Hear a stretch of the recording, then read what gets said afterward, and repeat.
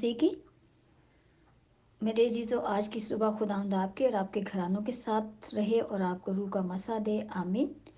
आइए मेरे अजीज़ों, आज हम खुदावंद के खून और बदन पर गौर करेंगे कि जिसको हम लेते हैं। हर संडे हम चर्च जाते हैं और हम इस रस्म को निभाते हैं। तो हमें अपने अपने दिलों में अपने अपने ज़िंदगियों का जायज़ा लेना है, क्या हम इस काबिल हैं कि हम खुदावंद के इस खून को और इस बदन को ले सकें। क्योंकि इस खून और बदन को लेने के लिए हमें रूहानी जिस्मानी तौर पर तैयार होना चाहिए, इस काबिल होना चाहिए, ताकि हम इस बदन को ले सकें, इस खून और इस प्याले में से पी सकें।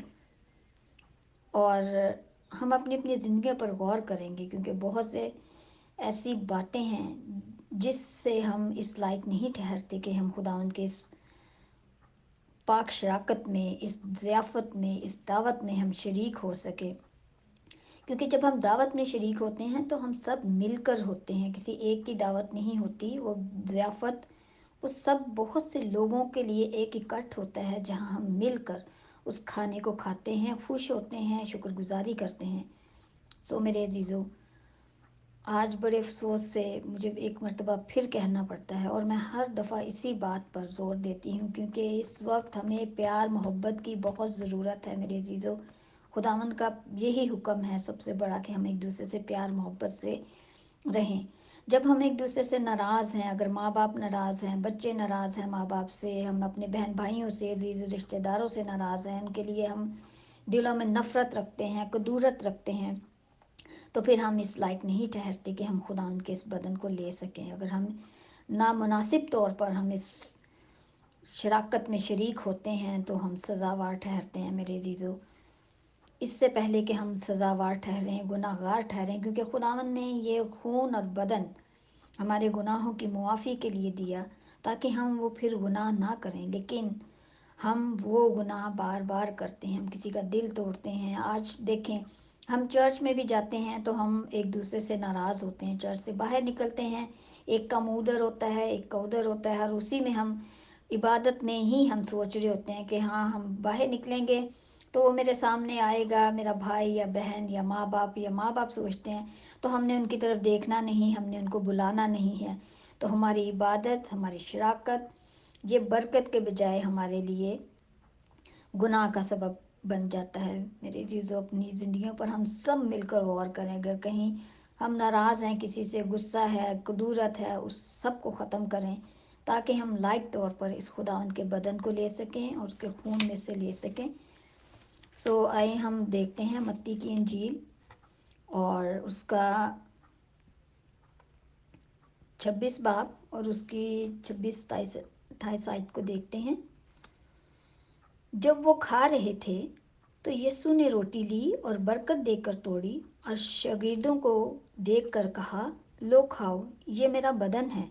फिर प्याला लेकर शुक्र किया और उनको देकर कहा, तुम सब इसमें से पियो, क्योंकि ये मेरा वो अहद का खून है जो बथेरों के गुनाहों की मुआफ़ी के वास्ते बहाया जाता है, आमीन।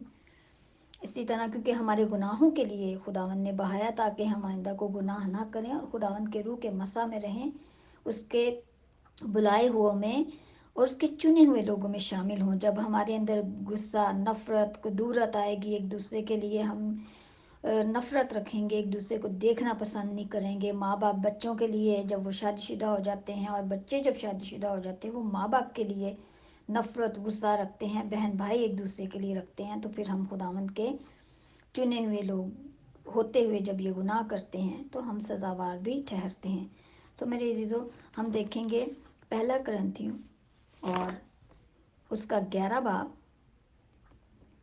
और उसकी हम देखते हैं 29 और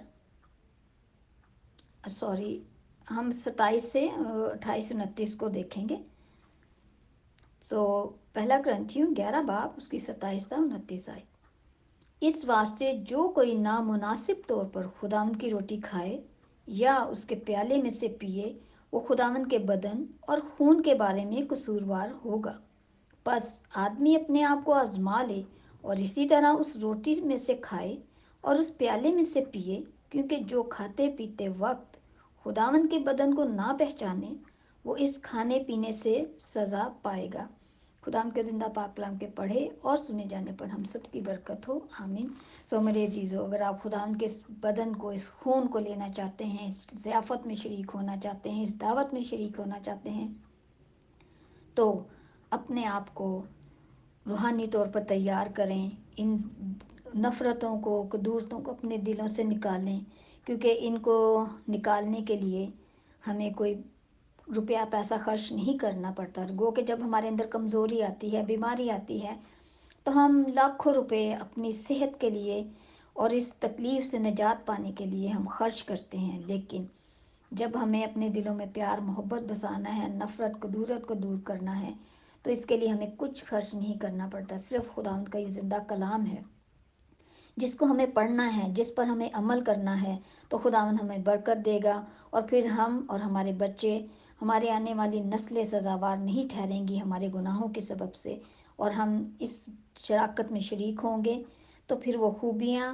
وہ تمام باتیں جو خداوند ہمارے اندر چاہتا ہے، جو خداوند میں تھی، وہ ہم میں بھی آئیں گی، اور ہم خداوند کے مبارک لوگوں میں شامل ہوں گے۔ خداوند آپ سب کو برکت دے، اور اس کلام کا سنا اور پڑھا جانا ہم سب کے لیے برکت کا باعث ٹھہرے، اور جہاں جہاں یہ کلام پہنچے وہاں سے خداوند اس نفرت کو، اس قدورت کو اپنے پاک روح کے وسیلہ سے دور کرے۔ خداوند آپ سب کو برکت دے۔ جے مسیح کی۔